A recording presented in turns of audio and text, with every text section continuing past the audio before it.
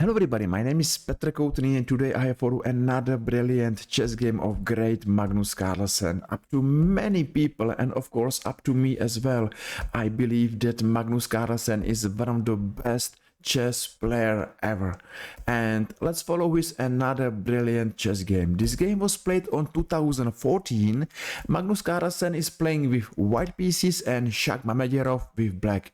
Both players are following very well-known moves, but you will see that this game is going to be exciting since beginning, because after now Rook C1, it's very famous variation Bishop B4. But white is ready here to sacrifice pawn for a beautiful compensation. Say A3 is a variation, and after exchange on C3, black has a chance to take pawn on A3. But now let's speak in this variation about compensation. Two bishops and strong pawn center. Yes, later on I will speak about center. How center is important. How it's important to not lose a control in a center, and you will see that huge difficulties are waiting for black every times when he will be weak in a center. So here to take on A3, it's too risky, and for this reason this variation it's not such a good. So let's come back to our main position. What we remember now Rook C1, and black took on C3 immediately. Now again it's a question if black has a chance to take pawn on A2, and I think that the answer is still same. Yes, black should take this pawn, but white will have a good compensation. Strong center, two bishops, open file for the rooks, and activity up to me. It's a beautiful compensation for the missing pawn. And again, Mamedyarov understands that this position should be dangerous to him, and for this reason he is not going to take a pawn. So he played bishop A3. Now B6. And if we are going to speak about this position, I think that this position is nearly level. Of course, what's the plan? Plan for white and black is to make sure that their kings are safe. So both players, up to me, has to play or have to play short castle. So bishop E2, bishop A6, why not? Exchange, and short castle. Well done. Black's counter attack should be with move E5. So white has a pawn advantage in the center, but it should not worry black too much, as he has a good counter attack with move E5. For this reason, Magnus played move E4, and now let's speak about the center. Let's watch these four squares in the center. Until white will have chance to have more pawns in the center, white's got chance to have advantage.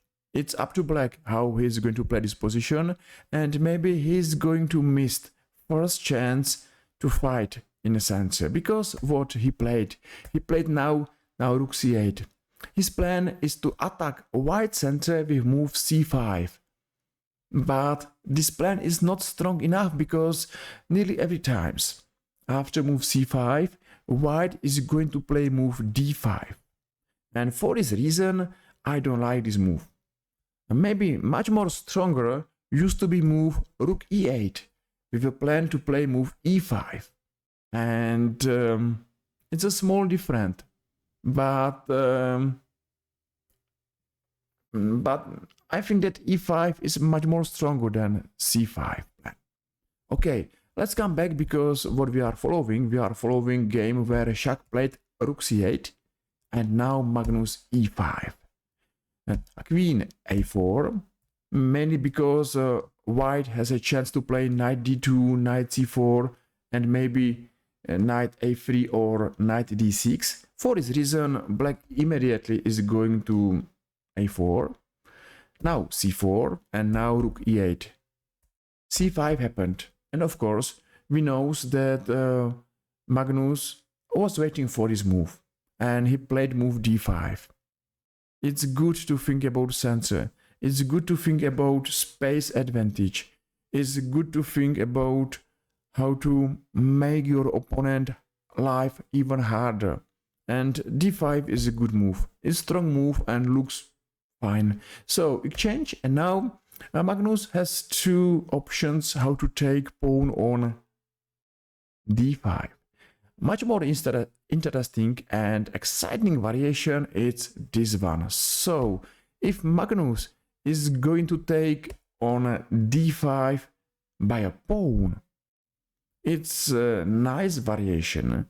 In case black is taking on e5, yes, it's working because here is hanging rook as well.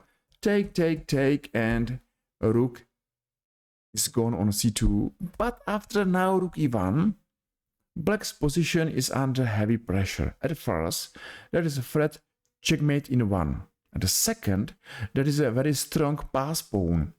d6, d7 and d8. So only 3 moves from victory. And this position is interesting. I think that if I have to answer if I believe more in white's position or black's position, I believe more in white's. But maybe you don't agree, and maybe you think that black is absolutely okay. And maybe that's the reason I, Magnus Carlsen, took on d5 by a rook. Now, few more moves happened, h4, h6 and knight g6. And again, I don't understand why this knight is going to g6. You know, he's unsafe, because nearly every time white has chance to play move h5, and why to place knight to unsafe position. My feeling is like black has difficulties to find the right plan. You know, maybe because of space, because of center, maybe because of nice white piece placement. It's difficult for black to find the right squares, the right plan for his pieces. So now a queen d3, nice move. The idea is to stop knight e7 and knight f5. Now rook e6 and h5, of course, and now rook d6. Carlsen is playing a beautiful game.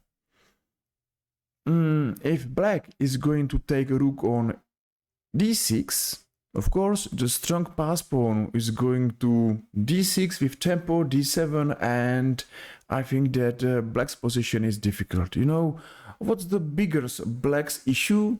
You know, queen and bishops are too far from the main fight. Black and white are fighting somewhere or on d6 and d7, and black's two most important pieces are only watching this fight. They are not fighting. And of course, bishop b4, it's the chance to come back for defense. Now rook c1, take, and now knight h4. Again, here is a pawn, and it's a big question why black is not taking this pawn. The answer is, if black is taking this pawn, he is losing in a spot. How? So, take on a2, sorry. It's of course a queen d7. That's a strong.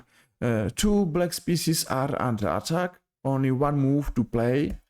f7, knight g6, a queen a6, rook d1, and now queen a7. That's a terrific pressure against black's position, and I agree with everybody who believed that black is lost here. So for this reason, Magnus Carlsen again doesn't mind to lose a pawn. Of course, if black is taking his pawn, Magnus is happy and he is smiling, so black has to be careful, and black played a queen c6, a3, now rook d1 and knight g6, and I have the feeling that black is under pressure since the beginning till now, till end, whole game. he has to solve problems, and his position is difficult, right? So that's the challenge, to understand how it's important to put your opponent under pressure, how it's important to be active and not to be passive, as Shaq Mamedyarov with this game against Magnus Carlsen. So Shaq took on g6, and yes, don't worry about this pawn, because there is hanging rook on e8. So queen f7 and rook d3. What's the plan? Again, Magnus Carlsen don't want to look bishop go to c3. Okay, take on g6. I think that the bishop f4 and black position is hopeless. If black is playing without space, if black has nearly all pawns on dark squares, nearly all endgames are difficult or nearly lost for him. So for this reason, Magnus played like a champion. He played rook d3, a6, a4, and g4. Position for black is difficult, and maybe it's lost. If white is Magnus Carlsen, of course. So queen e8, now rook d6, and finally black won a pawn. But you can understand that now white doesn't mind to lose a pawn. He's going to checkmate, or at least to attack black's king, and black's king has to be really careful. So check on e6 and bishop h6. It's a beautiful variation where Magnus Carlsen saw all lines. Yes, finally. If black is taking on h6, he's checkmated in 1, 2, 3, 4 moves. It's not that difficult to see. But what is difficult to see, that black's last hope is to make a draw. How? Check. And now rook f2. Yes, black sacrificed rook, and he believed that maybe, finger cross, there could be a battle check. But Magnus Carlsen saw everything till end, and he knows that no way for draw. So check, check, check again, and check. Let's go to f4. Let's take on d2, that's important, and let's go to f5. Take, check, and check on e7 is a winning. Why? Because, for example, here king g6, check, check, and g5. And all this variation was seen by Magnus Carlsen, and that's a good chess performance, of course, one of the greatest chess player ever. I hope that you enjoyed this video. If yes, just feel free and press like or press follow and made my day. And let's think if Magnus Carlsen is really one of the greatest chess player of chess history. I believe that he is. So, thank you for watching, thank you for your time, and see you soon. Bye bye.